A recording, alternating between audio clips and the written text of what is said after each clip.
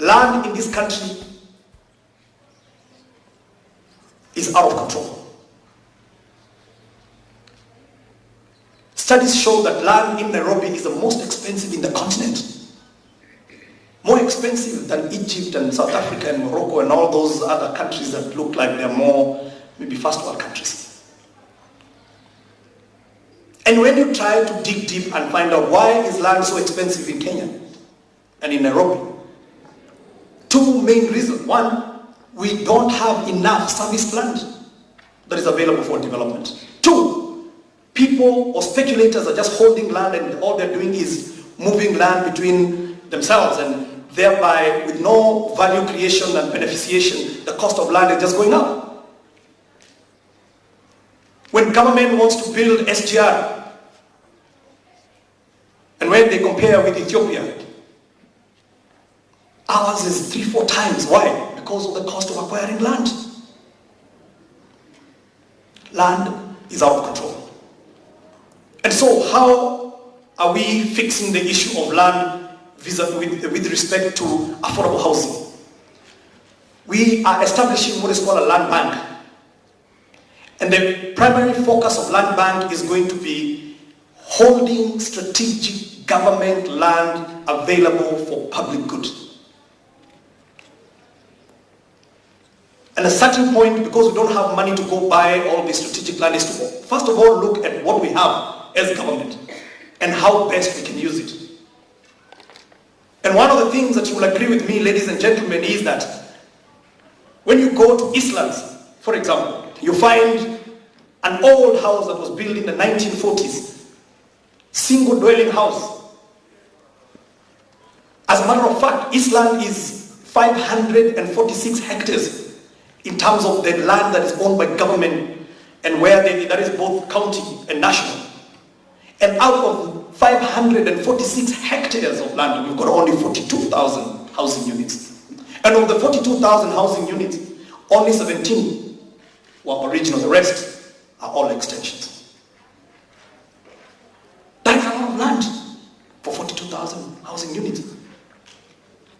And what that means is that the cost of the infrastructure that has been put in that area for such a small number of housing units is only serving a very small population. So we commissioned a study for Eastlands regeneration, and the studies come back and they're saying that in Eastlands we can put 200,000 units of housing. And by the way, have enough green space where kids can play, you can walk. So we're not talking about this clutter. No.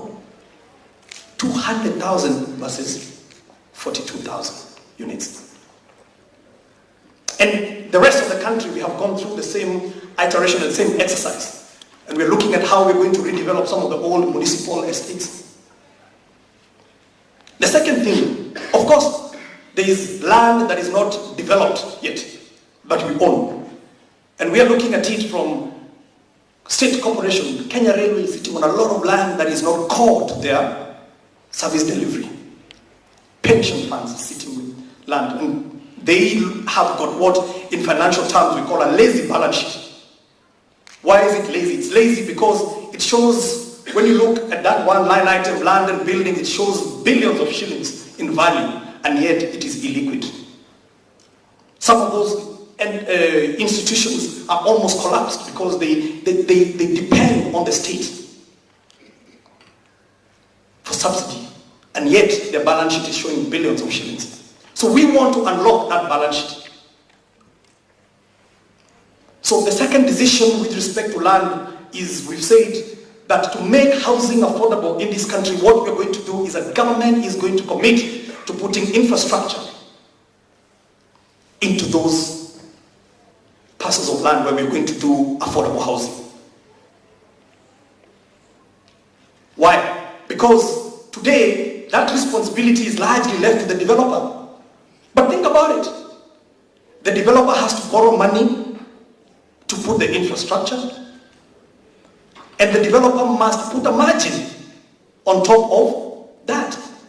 So when you look at the cost of delivery of the infrastructure, that is private sector or that is developer driven, it means that we will never achieve affordability.